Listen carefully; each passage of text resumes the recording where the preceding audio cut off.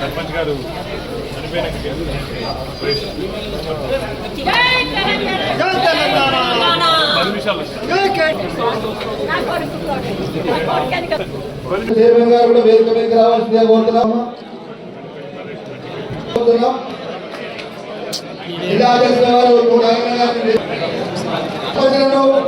లోపలికి రావాల్సిందిగా ప్లీజ్ దయచేసి కొంచెం వెంకటేశ్వర అందరూ కూడా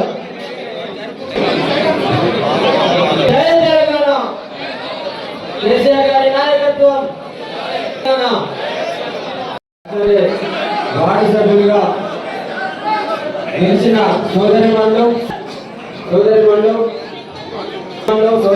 కూడా సర్పంచ్ గా గెలిచిన మా చాలా ఆహ్వానిస్తూ ఈ కార్యక్రమానికి ముఖ్య అతిథిగా సర్పంచ్ గా గెలిచిన ప్రెసిడెంట్ అన్న తారక రామారావు గారికి, అట్లాగే కృష్ణరావు గారికి, అట్లాగే చొప్పదండి నియోజకవర్గ బాధ్యులు మాజీ జిల్లా పరిషత్ చైర్మన్ కరీంనగర్, అట్లాగే సిరిసిల్ల అక్క తులా ఉమ్మక్క, అక్క అరుణ మండలాల అధ్యక్షులు, పట్టణ అధ్యక్షులు, వివిధ విభాగాల్లో ఉన్న పార్టీ నాయకురాలు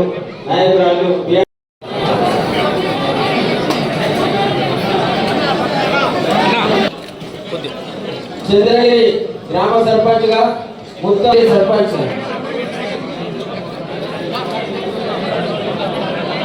రాజరెడ్డి గారు, వేములవాడ రూరల్ షేక్ షాదుల్లా గారు, అట్లాగే మరిపల్లి గ్రామం నుంచి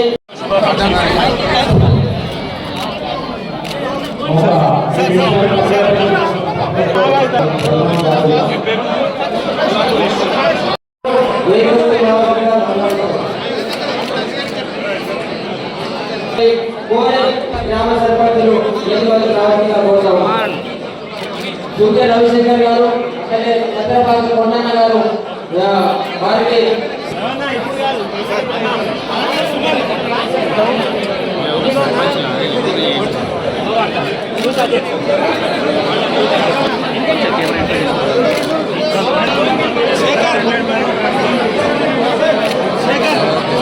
గురించి కూడా తెలుసుకోవాల్సిన బాధ్యత, అసలు ప్రభుత్వాలు ఎట్లా పనిచేస్తాయో తెలుసుకోవాల్సిన బాధ్యత కూడా మీ మీద ఉన్నది. మొదటి విషయం ఏంటంటే, మీరు సర్పంచ్ అంటే ఈ రాష్ట్రానికి ముఖ్యమంత్రి గాను, సర్పంచ్ గారు అంటే గ్రామానికి పెద్ద దిక్కుగా, గ్రామానికి పెద్దగా సర్పంచ్ గారే ఉంటారు. సర్పంచ్ గారు, వారి కింద ఉప సర్పంచ్ గారు, అలాగే వారి కింద మొత్తం వార్డు సభ్యులు మొత్తం కలిసి మీది స్థానిక ప్రభుత్వం. భారతదేశంలో మనకు 5 రకాల ప్రభుత్వాలు ఉంటాయి. 5 రకాల స్థానిక ప్రభుత్వాలు, 5 రకాల ప్రభుత్వాలు మొత్తం పైనుంచి ఇది దాకా చూస్తే 5 రకాలు. మొదటిది దేశం చూస్తే మరి కేంద్ర ప్రభుత్వం, భారతదేశం మొత్తానికి ఒక ప్రధానమంత్రి, మంత్రిమండలి, పార్లమెంట్ సభ్యులు, పైన ఢిల్లీలో వాళ్ళు ఉంటారు.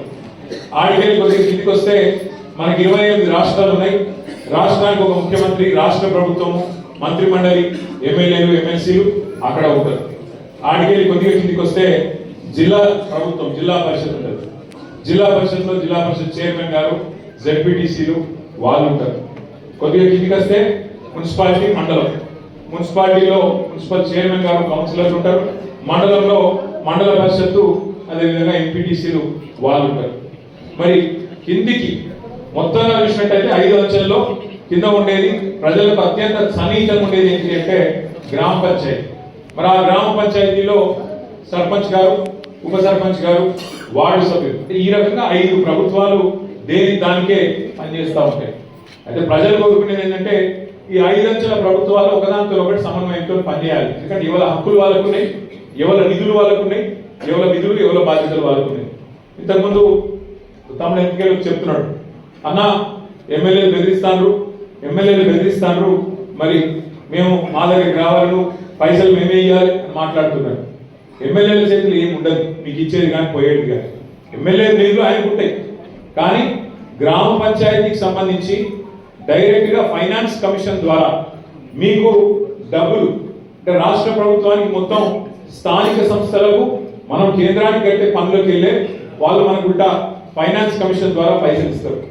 ఆ ఫైనాన్స్ కమిషన్ ద్వారా వచ్చే పైసలల్లా 70% పైసలు డైరెక్ట్ గా గ్రామ పంచాయతీకి వస్తాయి, 20% పైసలు మండల పరిషత్కి వస్తాయి, 10% జిల్లా పరిషత్కి వస్తాయి. మొత్తం రూపాయి వస్తే 70 పైసలు మీకు రావాలి, 20 పైసలు మండల పరిషత్ పోవాలి, అట్లాగే 10 పైసలు జిల్లా పరిషత్ పోవాలి. అందరు కలిసి సమన్వయంతో జెడ్పీటీసీ ఎంపీటీసీ అందరు కలిసి సమన్వయంతో పనిచేయాల్సి ఉంటుంది. చాలా మంది మిత్రులు, నేను ఇక్కడ పంచాయతీరాజ్ మంత్రిగా పనిచేసిన కాబట్టి నాకు ఈ విషయం కొంత లోతుగా తెలుసు. చాలా మంది మిత్రులు కన్ఫ్యూజ్ అవుతా ఉంటారు. ముఖ్యంగా ఎంపీటీసీలు జెడ్పీటీసీలు ఏమంటారు అంటే, అరే నేను సర్పంచ్ ఒక ఊళ్ళో గెలిచిండు, ఎంపీటీసీ నేను 4 ఊళ్ళ పోస్టులో గెలిచిన, మరి నేను పెద్దోని కదా, నాకు పెద్ద పీట వేయాలి కదా. తప్పేం లేదు, వాళ్ళు అడిగిందన్న తప్పేం లేదు. కానీ వాస్తవం ఏంటి అంటే, మీ అందరికి అది మీ అందరు చూసే ఉంటారు ఆ టీవీ ప్రకటన, భగవంతునికి భక్తునికి అనుసంధానం ఏంది, అంబికా ద్వారా గర్వ అంబికా సంతోషపడతారు. అసలు ఈ ఎంపీటీసీ పదవి జెడ్పీటీసీ పదవి ఏంటి అంటే, 5 అంచెల ప్రభుత్వాలలో ఇప్పుడు గ్రామ పంచాయతీలో సర్పంచ్ గారు ఉంటారు, వార్డు మెంబర్లు ఉంటారు. మీరు మొన్ననే గెలిచి వచ్చింది, మరి మీకు మండలం నుంచి నిధులు తీసుకురావాలి కదా. ఉదాహరణకి ఏంటి, ఇప్పుడు గ్రామంలో ఏమున్నది ఏం లేదు, గ్రామంలో ఇంకో ఫలానా పని ఉన్నది, ఫలానా పని చేయాలి, మరి సర్పంచ్ గారు దేనికి పైసలు పెట్టాలి. అట్లాగే మరి ఎంపీటీసీ గారు ఏం చేయాలి, ఎంపీటీసీ గారు గ్రామానికి మండలానికి మధ్యన అనుసంధానకర్త, అంబికా దర్బార్ గారు వస్తారు. అర్థమైందా? అంటే గ్రామానికి మండలానికి, ఇప్పుడు నేను చెప్పినట్టు 70 పైసలు గ్రామానికి వస్తాయి ఫైనాన్స్ కమిషన్ పైసలు, 20 పైసలు మండలానికి పోతాయి, 10 పైసలు జిల్లా పరిషత్ పోతాయి. మరి ఆ 20 పైసలు ఏ గ్రామంలో ఎట్లా పెట్టాలి, ఎంపీటీసీ గారు స్థానిక సర్పంచులు ఇట్లా కలిసి పనిచేయాలి. ఇది ఆ అనుసంధానమైన బాధ్యత. ఎంపీటీసీ గారు గ్రామానికి మండలానికి అనుసంధానంగా ఎంపీటీసీ గారు ఉన్నారు. మరి జెడ్పీటీసీ గారు ఏం చేయాలి, ఆల్రెడీ మండల పరిషత్ అధ్యక్షుడు ఉంటాడు, మండలానికి ఒక ఎంపీపీ ఉంటారు, ఎంపీటీసీలు ఉంటారు. మరి జెడ్పీటీసీ ఏం చేయాలి, జెడ్పీటీసీ ఏం చేయాలంటే మండలానికి జిల్లా పరిషత్ అనుసంధానం జెడ్పీటీసీ గారు. అంటే ఆ 10% డబ్బులు ఏవైతే జిల్లా పరిషత్కి వస్తాయో ఫైనాన్స్ కమిషన్ కు, అట్లాగే వాళ్ళ ఇతర రూపంలో కూడా కొన్ని వస్తాయి పైసలు, వాటిని మరి జిల్లా పరిషత్ ఎట్లా నిర్ణయం తీసుకోవాలి, ఏ మండలంలో ఎంత ఖర్చు పెట్టాలి అనేది జెడ్పీటీసీ, మండల పరిషత్ అధ్యక్షుడు, ఎమ్మెల్యే గారు అందరూ కలిసి అనుకొని ఖర్చు పెట్టాల్సిన అవసరం ఉంటుంది.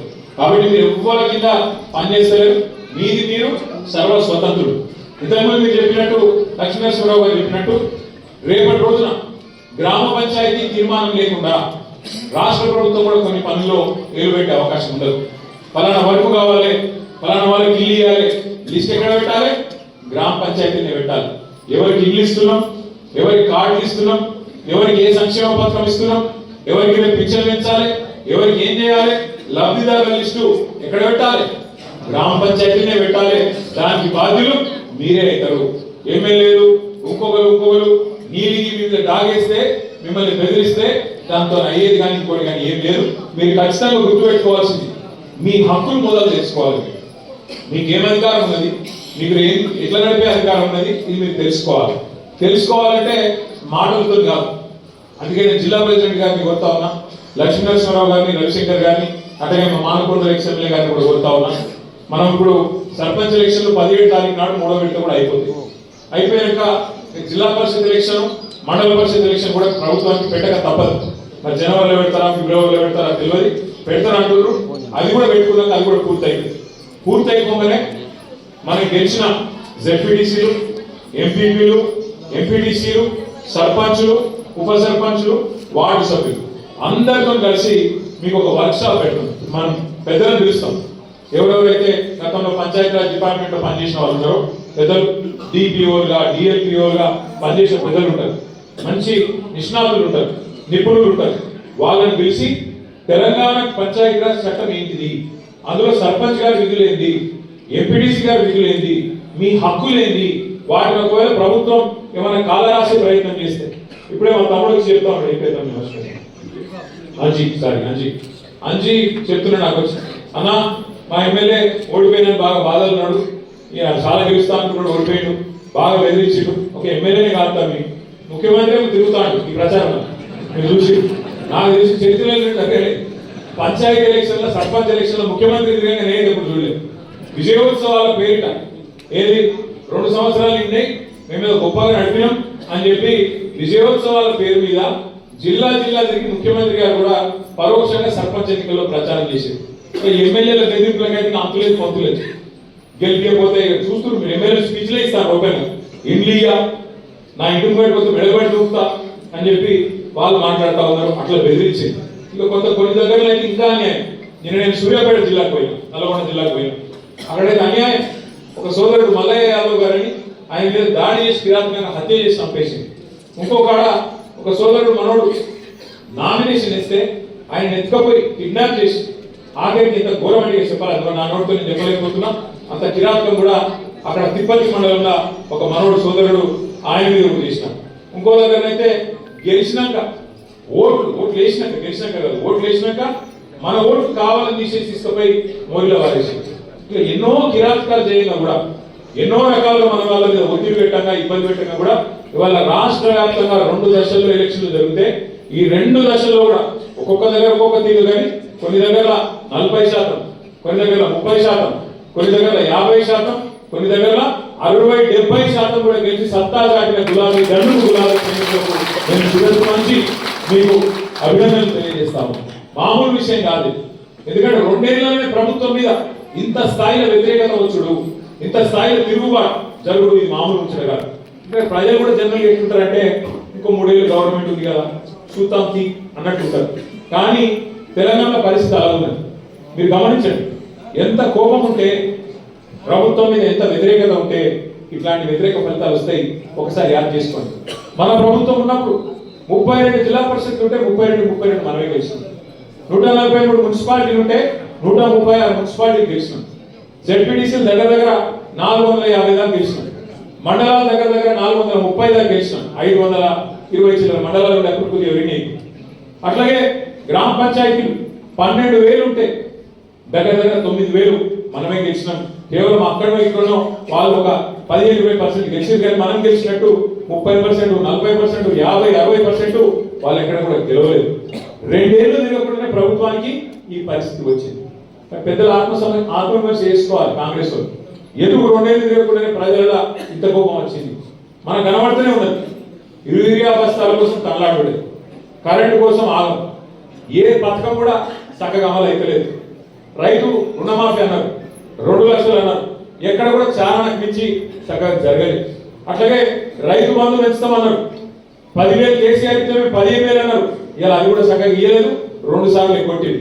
ముసలిళ్ళకు పెన్షన్ పెంచుతామని చెప్పి ఆశ పెట్టి 2,000, 4,000 ఇస్తామని ఆశ పెట్టి ఆ 2,000 కూడా 2 ఏళ్ళు కొట్టింది ఈ ప్రభుత్వం. 2 ఏళ్ళు అయినా కూడా 100 రోజుల్లో చేస్తామని చెప్పి 800 రోజులు అయినా కూడా అవి కూడా చేయలేదు. మహిళలకు మోసం చేసింది, నెలకు 2,500 అన్నారు, తులం బంగారం అన్నారు, అవి కూడా ఇవ్వలేదు. ఇవన్నీ చేయబట్టి ఇలా ప్రజలల్లా విపరీతమైన కోపం ఉన్నది. కానీ మనం బాధపడవలసిన అవసరం కానీ భయపడవలసిన అవసరం కానీ ఎంత మాత్రం లేదు. ఇప్పటికే దగ్గర ఆటాన గవర్నమెంట్ అయిపోయింది. ఎందుకంటే ఆఖరి 6 నెలలు 9 నెలలు ఏమి ఉండదు, ఎలక్షన్ తప్ప ఏం లేదు. 2 ఏళ్ళు అయిపోయింది, చూస్తుంటేనే 2 ఏళ్ళు ఒడిచిపోయింది. ఇక మిగిలేది ఇంకొక 2 ఏళ్ళే ఉన్నది. ఇంకా తర్వాత ఎలక్షన్ వస్తుంది పక్కా. గెలిచిన సర్పంచులు, ఉప సర్పంచులు మీరు ఒక విషయం దయచేసి యాద పెట్టుకోండి. ఈ గవర్నమెంట్ లో మీరు పనిచేసేది 2-2.5 ఏళ్ళే. మళ్ళీ అటెంక వచ్చే గవర్నమెంట్ లో, మన గవర్నమెంట్ లో మళ్ళా 2-2.5 ఏళ్ళు ఉంటారు. కాబట్టి దప్పన మీరు ఏమైనా కొద్దిగా కష్టపెట్టినా, కొద్దిగా ఇబ్బంది పెట్టినా 1 సంవత్సరం ఓడ్చుకోవాలి అంతే. అటెంక ఏముండదు, అటెంక ఏముండదు. మీకు వచ్చే పైసలు ఎట్లా వస్తాయి? గ్రామ పంచాయతీకి రావాల్సిన డబ్బులు కేంద్ర ప్రభుత్వం నుంచి, రాష్ట్ర ప్రభుత్వం నుంచి మీ హక్కుగా రావాల్సిన పైసలు, ఫైనాన్స్ కమిషన్ ద్వారా రావాల్సిన పైసలు ఎవడు ఆపలేడు. ఆది శ్రీనివాస్ ఆపలేడు, రేవంత్ రెడ్డి ఆపలేడు, నరేంద్ర మోడీ కూడా ఆపలేడు. ఎందుకంటే రాజ్యాంగం, అంబేద్కర్ రాసిన రాజ్యాంగం ఆధారంగా మీకు రావాల్సిన పైసలు బరాబర్ వస్తాయి. ఏమన్నా అయ్యే కూడా ఆపలేడు. కానీ ఏమన్నా ఇట్లనే ఆడనో ఈడనో బెదిరించే ప్రయత్నం చేస్తారు. చాలా రంగాలు కాంగ్రెస్ వాళ్ళ మాడినకపోతే ఏం చేస్తారు? సర్పంచ్ గారిని ఏదో ఒక దాన్ని ఇరికియాలి, ఇరికించి వాళ్ళని సస్పెండ్ చేయాలి. ఇక్కడ అధికారం లేదు, సస్పెండ్ చేయాలి.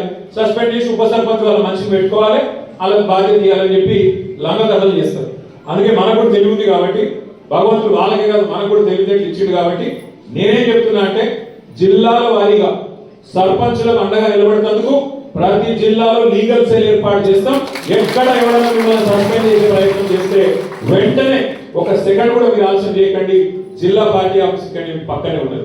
మన జిల్లా గిద్దనే జిల్లా, చిన్న జిల్లా, 12 మండలాలు, 2 మున్సిపాలిటీ, చాలా చిన్న జిల్లా అనేది. వెంటనే అర్ధగంట లోపల మీరు ఇక్కడికి రావచ్చు. లక్ష్మీనరసింహరావు గారిని, రవిశంకర్ గారిని, రసమై బాలకృష్ణ గారిని, మా తోటాగయ్య గారిని నేను కోరుతా ఉన్నాను. ఎక్కడ ఏ ఊర్లో చిన్న ఇప్పుడు 83 మంది మాత్రమే కాదు, ఇంకా 17 నాడు మళ్ళీ ఎలక్షన్ ఉంది, మళ్ళీ జోరుదారు గెలుస్తాం, నాకే అనుమానం లేదు. ఎక్కడ చిన్న సమస్య వచ్చినా సర్పంచ్ కానీ ఉప సర్పంచ్ కానీ వెంటనే ఇక్కడ లీగల్ సెల్ యాక్టివేట్ చేయాలి, వెంటనే కోర్టుకు పోవాలి, మన హక్కుల కోసం మనం కొట్లాడాలి. ఈ విషయంలో రాజీ పడద్దని చెప్పి నేను కోరుతున్నాను. మీరు కూడా ఏ గ్రామంలోనైనా కూడా ఇబ్బంది పెడితే, అధికారులు ప్రభుత్వంలో ఉన్న పెద్దలు ఇబ్బంది పెడితే ఒక సెకండ్ కూడా మీరు ఆలోచన చేయొద్దు, మీ ఇన్ఛార్జ్ గారికి వెంటనే చెప్పాలి. చెప్పి అన్నాక ఇట్లా చేస్తున్నారు, వీళ్ళు ఆగం చేస్తున్నారు అని చెప్పి వెంటనే మీరు స్పందించి ఎక్కడ వాళ్ళు అక్కడ హుషారుగా కాపాడుకోవాలి. ఇక్కడ గెలిపించడం ఒక్కడే కాదు కదా, గెలిచినాక కాపాడుకోవడం కూడా మన బాధ్యత. మన హక్కులు తెలుసుకోవాలి, మన హక్కుల కోసం కొట్లాడాలి. ఖచ్చితంగా రాజ్యాంగం ఆధారంగా మనకి ఏదైతే రావాలో వాటిని బ్రహ్మాండంగా వసూలు చేయాలి, బ్రహ్మాండంగా హక్కులు తీసుకోవాలి. అయితే ఇంకొక మాట కూడా నేను మీకు విజ్ఞప్తి చేస్తున్నాను. 10 ఏళ్లలో మనం ఏం చేసినాం, ఇవాళ 2 ఏళ్లలో ఈ ప్రభుత్వం ఏం చేసింది గ్రామాలకు ఒక్కసారి నాకంటే బాగా మీకే తెలుసు, ఒకసారి యాడ్ చేసుకోండి, ప్రజలకు కూడా యాడ్ చేయండి. 10 ఏళ్లలో మన ప్రభుత్వం ఉన్నప్పుడు భారతదేశానికి ఆదర్శంగా పల్లెలను నిలిపిండు కేసీఆర్ గారు. ఇదేదో నేను మనకు మనమే కితాబు ఇచ్చుకుంటలేము, మనకు మనమే సర్టిఫికేట్ ఇచ్చుకుంటలేము. మన రాజన్న సిరిసిల్ల జిల్లా పరిషత్ కు కేంద్ర ప్రభుత్వమే ఉత్తమ జిల్లా పరిషత్ అవార్డు కూడా మన జిల్లాకి ఇచ్చి యాడ్ చేసుకోండి ఒక్కసారి. అట్లాగే భారతదేశంలో జనాభా పరంగా చూసుకుంటే మన జనాభా ఎంత, మన 3% కంటే తక్కువ ఉంటాం. మొత్తం దేశం జనాభా 145 కోట్లు అయితే మనం 4 కోట్లు, అంటే 3% కంటే తక్కువ. కానీ 3% కంటే తక్కువ జనాభా ఉన్న రాష్ట్రం కేంద్రం పంచాయతీ రాజ్ అవార్డులు ఏది ఉత్తమ పంచాయతీలు ఎక్కడున్నాయని ప్రకటిస్తే 3% కంటే తక్కువ జనాభా ఉన్న రాష్ట్రం 30% అవార్డు కొట్టిన మనం కేసీఆర్ గారి నాయకత్వంలో ఉత్తమ పంచాయతీలు. మరి ఇది భారతదేశంలోనే రికార్డు, ఏ ప్రభుత్వం కూడా ఇంతవరకు సాధించలేదు రికార్డు. ఎట్లా వచ్చినాయి అవార్డులు? మరి ఉత్తగానే వచ్చినాయా, పైరవి చేస్తూ వచ్చినాయా? కాదు, పని చేస్తే వచ్చినాయి. ఏం పని చేసినాం? ప్రతి ఊళ్ళో ఒక డంప్ యార్డ్ పెట్టినాం, ప్రతి ఊళ్ళో ఒక ట్రాక్టర్ పెట్టినాం, ప్రతి ఊళ్ళో ఒక ట్యాంకర్ పెట్టినాం, ఒక ట్రాలీ పెట్టినాం, ప్రతి ఊళ్ళో ఒక శ్మశాన వాటిక పెట్టినాం, ప్రతి ఊళ్ళే ఒక పల్లె ప్రకృతి వనం పెట్టినాం, ప్రతి ఊరికి ఒక ప్రణాళిక, మన ఊరు మన ప్రణాళిక అనే ఒక ఆలోచన తీసుకొచ్చి ఎవరి విధులేంది అని డిసైడ్ చేసి నెల టంచంగా మన ఫైనాన్స్ కమిషన్ నుంచి వచ్చే పైసలు బ్రహ్మాండంగా గ్రామ పంచాయతీలకు అందజేసి ఏం జరిగింది? పని జరిగింది.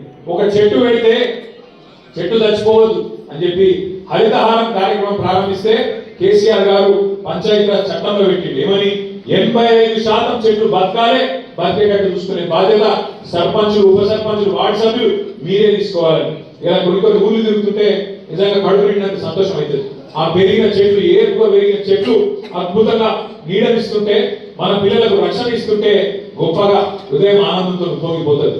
నిన్న నేను సూర్యాపేట జిల్లా పోయి ఆడికి మన తుంగతుర్తి సూర్యాపేట పోతుంటే అక్కడ మధ్యలో ఒక ఊళ్ళు ఆగిన మనోళ్ళు ఆపుతాడు. అప్పుడే ఎలక్షన్ అయింది, కౌంటింగ్ అవుతుంది, మనోళ్ళు ఆగినాయి. ఆగితే ఆ ఊరి పేరు ఏపూరు. ఆ ఏపూరు అనే గ్రామం నిజంగా ఎంత గొప్పగా అనిపించిందంటే నాకు, మంచిగా ఆడ చెక్ డ్యామ్ కట్టింది. ఆ చెక్ డ్యామ్ పక్కన మొత్తం నీళ్ళు ఆగినాయి, మంచిగా బతుకమ్మ ఘాట్ కట్టుకున్నారు, ఆడ మంచి మెట్లు కట్టుకున్నారు. పెద్ద ఊరు, దగ్గర 3000 ఓట్లు ఉంటాయి పెద్ద ఊరు.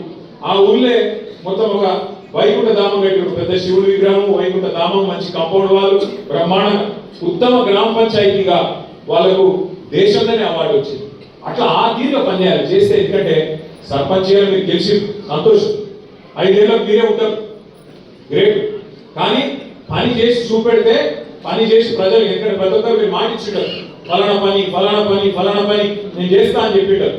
కాబట్టి మనం చేయాల్సిందల్లా ఏంటంటే పదవిలోకి వచ్చుడు ముఖ్యం కాదు, పదవిలోకి వచ్చినాక ఆ పదవికి వన్నె తెచ్చే విధంగా, ఆ పదవికి గౌరవం పెంచే విధంగా ప్రజల ముందు నడుచుకుంటేనే మనం యాద పెట్టుకుంటారు. ఇక ఫలానా సర్పంచ్ గారు ఉన్న టైంలో ఇక ఫలానా పని అయింది, ఇంత గొప్పగా పనిచేసి మా ఊరిని బాగా చేసిండ్రు అనే విధంగా ఆలోచించడం జరుగుతుంది. ప్రజలు కూడా యాద చేసుకోవడం జరుగుతుంది.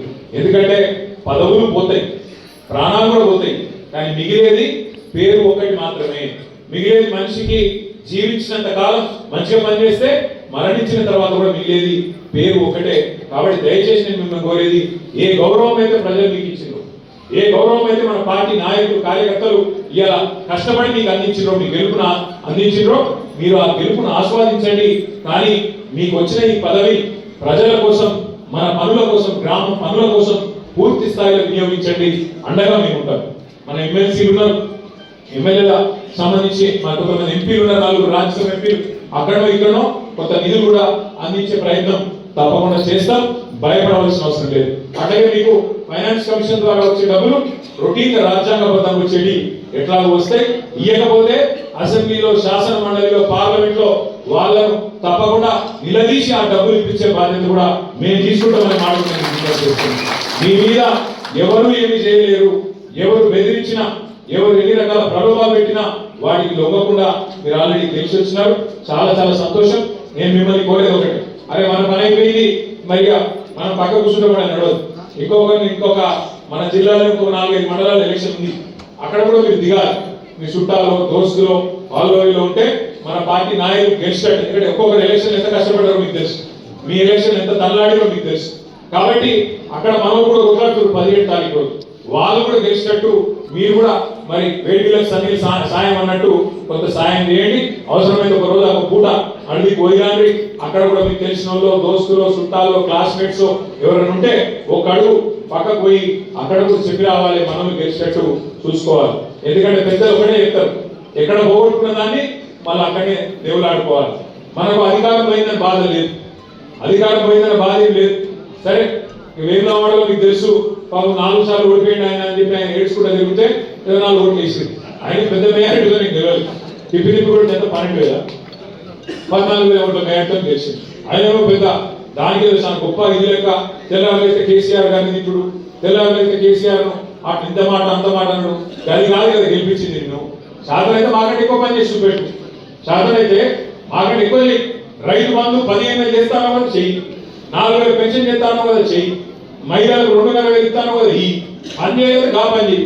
తెల్లవారైతే కేసీఆర్ తిట్టాలి, తెల్లవారైతే బీఆర్ఎస్ వాళ్ళు తిట్టాలి, అది కాదు కదా రాజకీయం అంటే. అందుకే నేను మిమ్మల్ని కోరేది ఏంటంటే, ఎలక్షన్ల లాగానే రాజకీయం. ఎలక్షన్లు అయిపోయాక పనిలో పడాలి, పని చేయాలి, గ్రామానికి, రాష్ట్రానికి, ప్రజలకు, మనం ఎన్నుకున్న మన ప్రజలకు మనం సేవలు అందించాల్సి ఉంటుంది. ఆ దిశగా ముందుకు పోదాం. మీ అందరికీ కూడా 84 మంది సర్పంచులు, అదేవిధంగా గౌరవ ఉప సర్పంచులు, వార్డు సభ్యులు ఎవరెవరైతే గెలిచి వచ్చిందో వాళ్ళని ఎవరైతే గెలిపించారో వాళ్ళందరికీ శుభాకాంక్షలు తెలియజేస్తూ నేను దయచేసి మిమ్మల్ని కోరేది ఆగమానం చేయకూరి ముందు సర్పంచ్లకు సన్మానం చేద్దాం. ఎందుకంటే వాళ్ళందరూ కష్టపడి గెలిచి వచ్చారు. 84 మంది ఇక్కడ ఉన్నారు. మిగతా వాళ్ళు దగ్గర ఓపిక ఉండాలి. మండలాల వారీగా, గ్రామాల వారీగా మన ప్రెసిడెంట్ గారు